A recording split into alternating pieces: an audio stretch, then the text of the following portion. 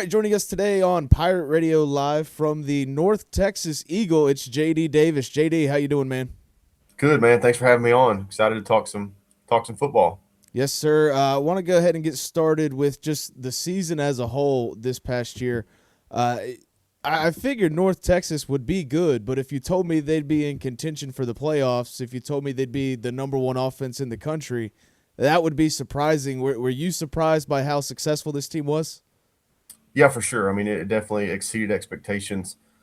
And I'm usually pretty optimistic, but it was like a perfect storm of bringing Skylar Cassidy in, the new defensive coordinator. He brought a bunch of talent with him from a very good Sam Houston State team, and then on the offensive side of the ball, a bunch of young future superstars kind of all clicked at the same time. So, and they did have a favorable schedule, but still, I think it was arguably probably the best North Texas team possibly ever. I mean, there was a lot of talent, and they definitely, like I said, exceeded expectations from what I had for sure.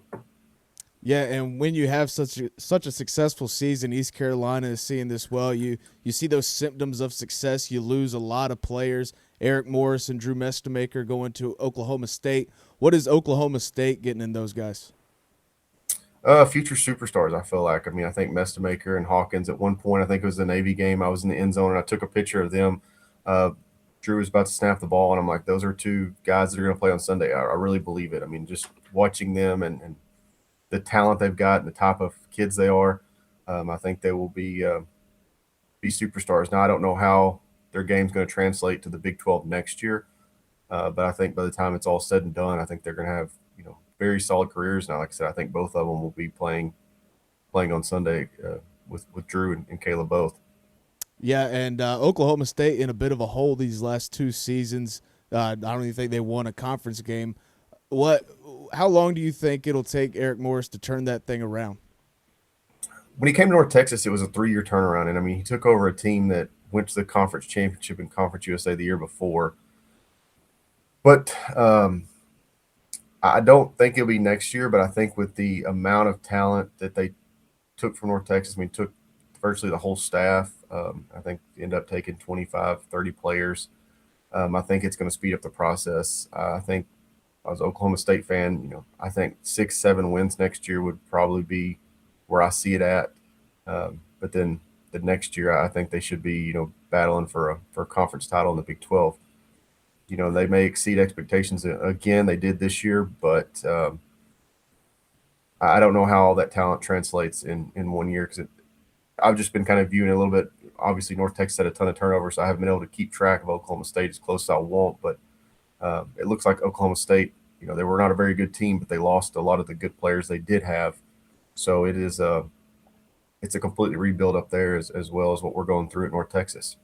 Yeah, I like the graphic you put out with the 3-for-3, the trade between North Texas and East Carolina. North Texas getting Matt Maddox, offensive line coach. Let's see, Chaston Ditta and Justin Benton. Chaston Ditta was weird for me, not to see him transfer, but to see him go to North Texas because I figured he could stay here, kind of compete for that starting job.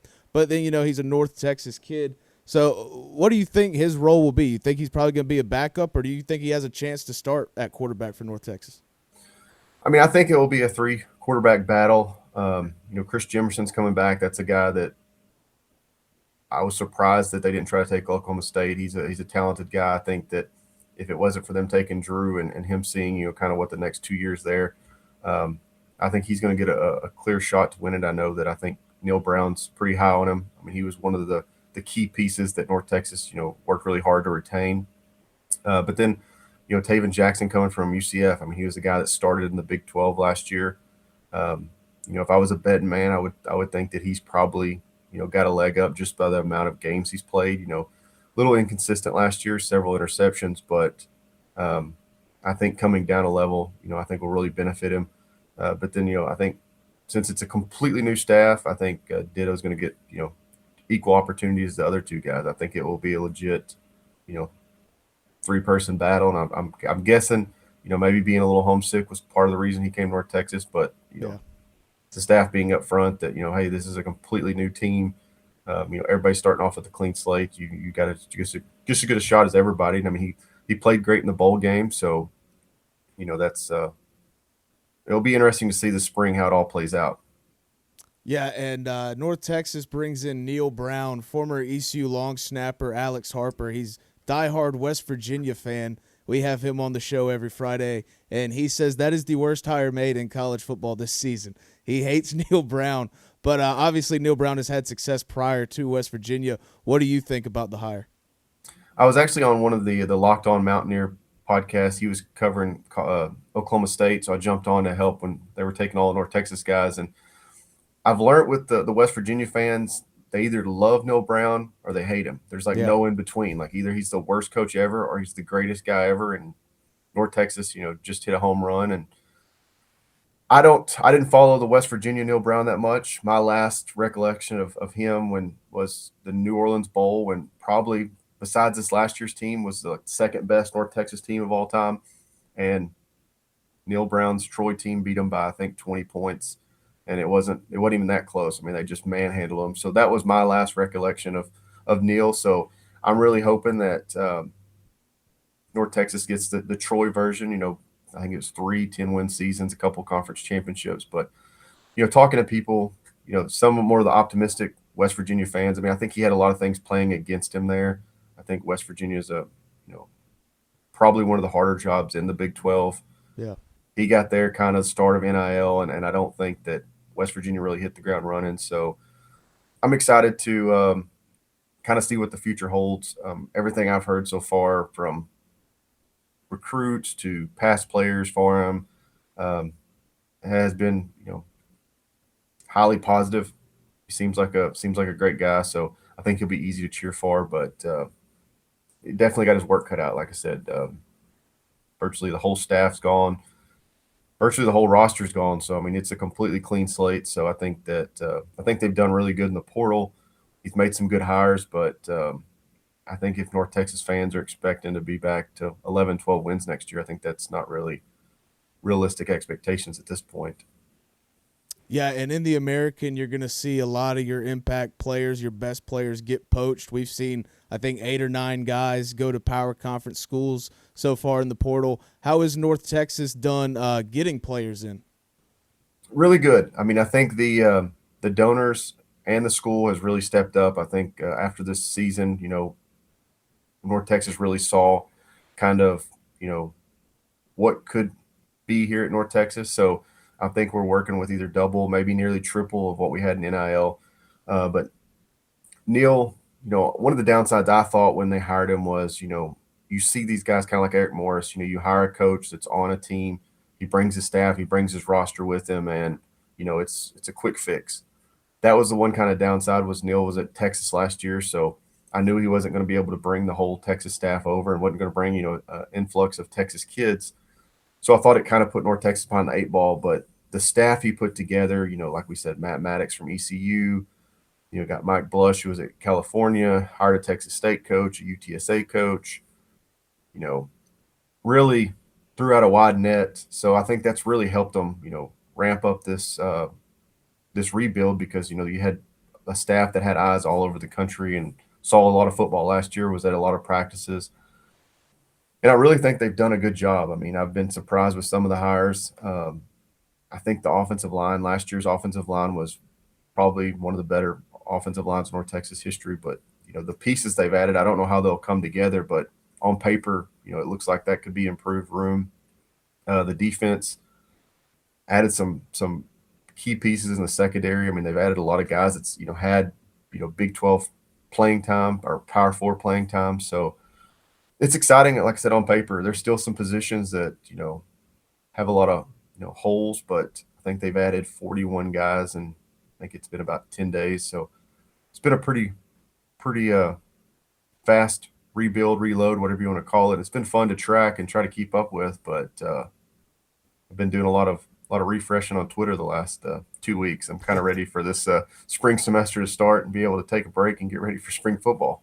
Absolutely. JD Davis joining us. I want to transition over to the East Carolina side and what we're getting from North Texas. We'll start with offensive coordinator Jordan Davis. What kind of coach are the Pirates getting in him?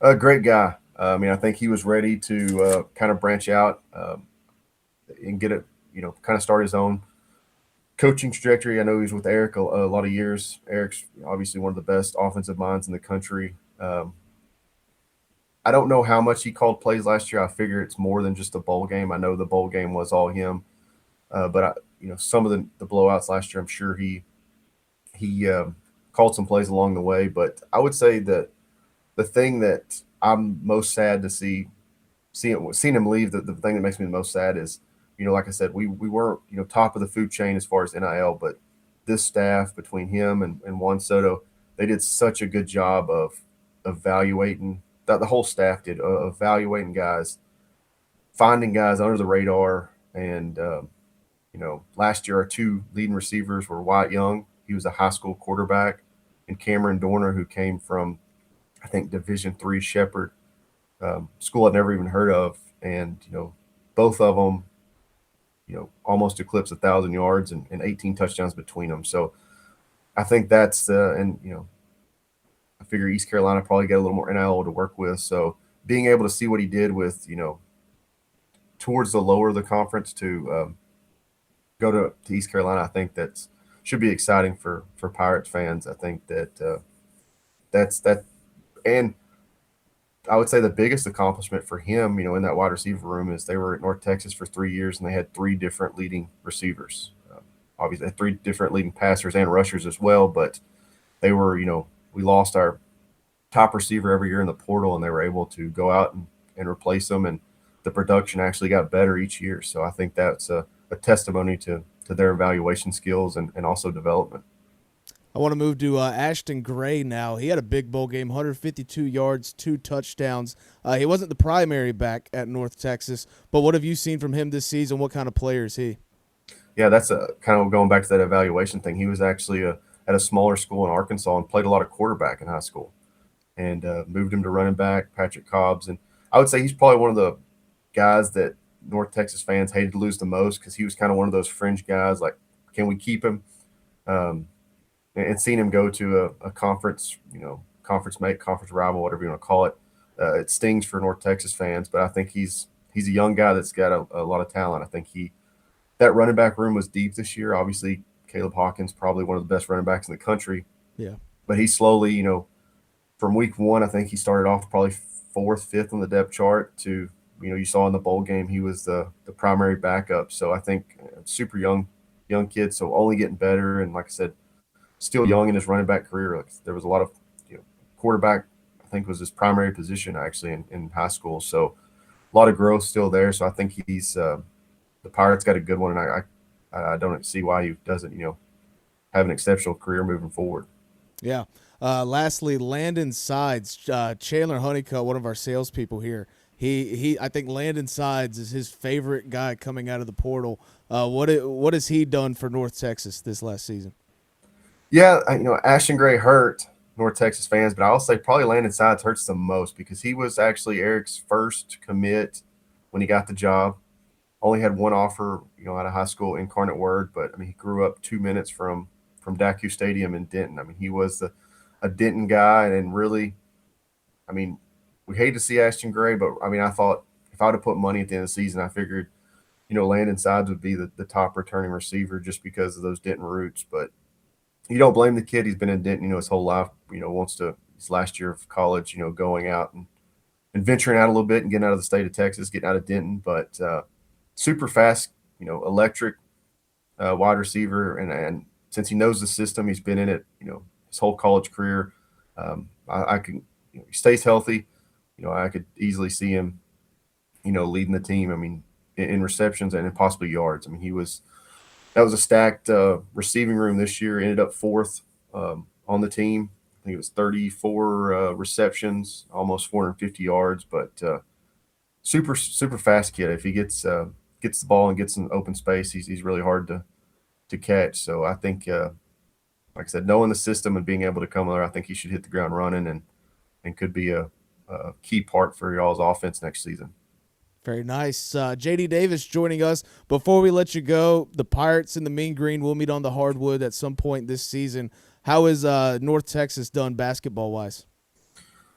Basketball's been a little rough. North Texas had a pretty good run there with, Grant McCaslin and Ross Hodge, both those guys in the Big 12 now. Uh, Coach Robinson, I think, will have a bright future. You know, they lost their star player, I think, 3 or 4 games in the season.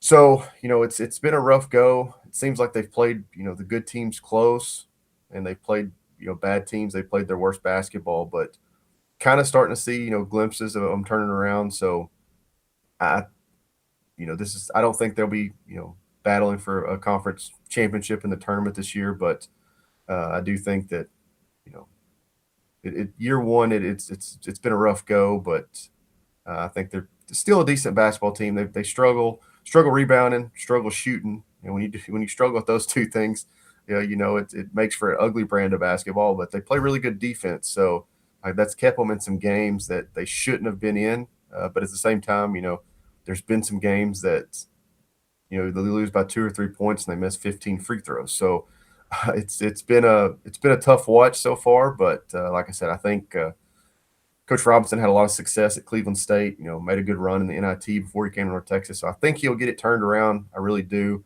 But I don't. I think their streak of 18, 19 wins, whatever that is, I don't know if they'll eclipse that this year. But hopefully, we'll get back there next year. Yeah. All right, JD. Thanks for your time, man. Before you go, let the people know where they can find your work. Yes, I'm on Twitter at North Texas Eagle.